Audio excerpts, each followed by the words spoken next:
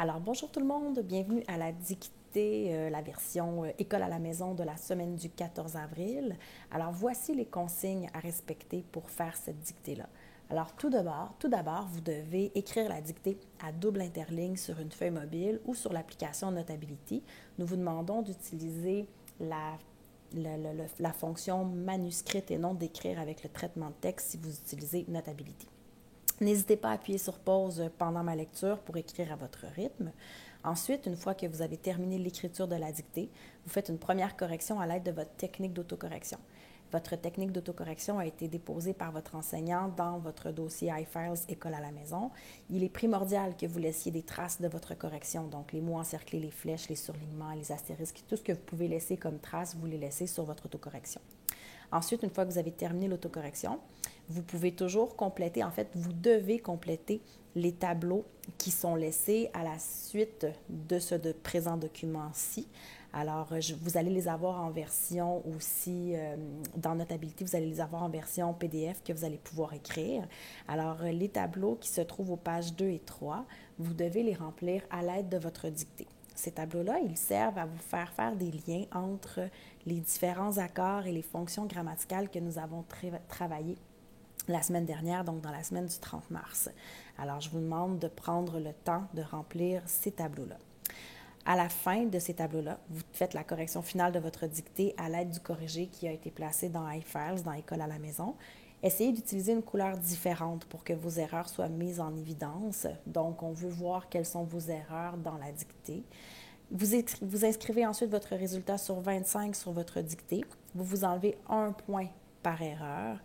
Les erreurs qui sont contenues dans le tableau ne comptent pas dans votre total sur 25. Donc, je vous demande de noter seulement les erreurs de votre dictée sur 25, d'enlever un point par erreur. Et à la toute fin de votre travail, selon le temps de la remise que votre enseignant va vous avoir donné, vous allez devoir déposer votre dictée corrigée en format PDF dans iFiles, remise de travaux, semaine du 14 avril. Donc, vous allez avoir l'endroit spécifique pour remettre votre dictée. Votre travail doit être nommé avec votre nom de famille, votre prénom et votre résultat sur 25. Donc, je vous présente ici, vous pouvez voir que les tableaux que vous avez vous permettent de réfléchir, entre autres, au participe passé, avec être, avec avoir, participe passé employé seul, et vous avez aussi des questions sur le groupe de l'adjectif et la fonction de l'attribut du sujet que nous avons travaillé donc dans la semaine du 30 mars. Alors, pour ce qui est de la dictée, c'est tiré, cette dictée-là, c'est le portrait de Lisbeth Salander. Elle contient 205 mots. Je vais vous la lire une première fois rapidement, puis une deuxième fois plus lentement avec les signes de ponctuation.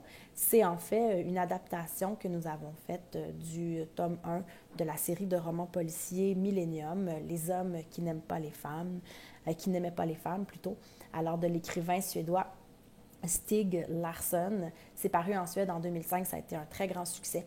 Même au Québec, il y a eu des films aussi, il y a eu une série suédoise, il y a eu des films aussi, un film américain qui a été fait. Donc, si vous connaissez déjà le personnage de Lisbeth, c'est la description qu'on en fait ici. Donc, je vais le lire une première fois rapidement. Juste une dernière précision, si jamais vous faites votre dictée en version papier, vous n'avez qu'à prendre une photo pour nous l'envoyer en format PDF lorsque vous ferez votre remise. Alors, le portrait de Lisbeth Salander. Assise devant moi, Lisbeth Salander, une jeune fille pâle d'une maigreur anorexique et avec des piercings dans le nez et les sourcils, paraissait particulièrement originale. Sa bouche large, ses cheveux noirs, son nez aquilin et ses pommettes hautes lui conféraient un air oriental. Sa peau révélait le tatouage d'une guêpe sur le cou et celui d'un cordon autour du biceps gauche. Elle affichait aussi un tatouage sur le dos, tatouage représentant un dragon. Elle avait 24 ans, mais ressemblait à une adolescente avec son style gothique. Elle avait pratiqué la boxe pendant des années et possédait une vitesse de frappe surprenante. En ce qui concerne les relations sociales, elle les avait toujours évitées. Une note étrange était inscrite à son dossier. Il y avait plusieurs années, elle avait balancé un coup de pied dans la tête d'un passager dans une station de métro. Un examen psychiatrique avait alors établi qu'elle souffrait de troubles mentaux. À ce moment, elle avait été confiée à un tuteur. Cette personne, Lisbeth Salander, l'avait immédiatement respectée. C'est cet homme qui lui avait obtenu un travail permettant de mettre en valeur ses aptitudes informatiques. Maintenant qu'il était mort, Lisbeth Salander semblait seule dans cette société qui l'avait si souvent trahie. Alors, je vais répéter la dictée plus lentement. Première chose que je vous précise, c'est le nom du personnage. Donc, je vais vous l'épeler une première fois pour que vous le connaissiez et que vous puissiez l'écrire adéquatement. Alors, c'est le portrait, le titre, le portrait de Lisbeth Salander. Alors, Lisbeth, L majuscule, I-S-B-E-T-H.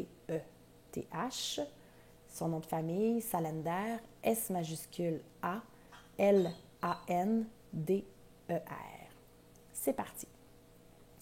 Assise devant moi, virgule, Lisbeth Salander, virgule, une jeune fille pâle, virgule, d'une maigreur anorexique et avec des piercings dans le nez et les sourcils, virgule, paraissait particulièrement originale. Point. Sa bouche large, virgule, ses cheveux noirs, virgule, son nez aquilin et ses pommettes hautes lui conféraient un air oriental. Point.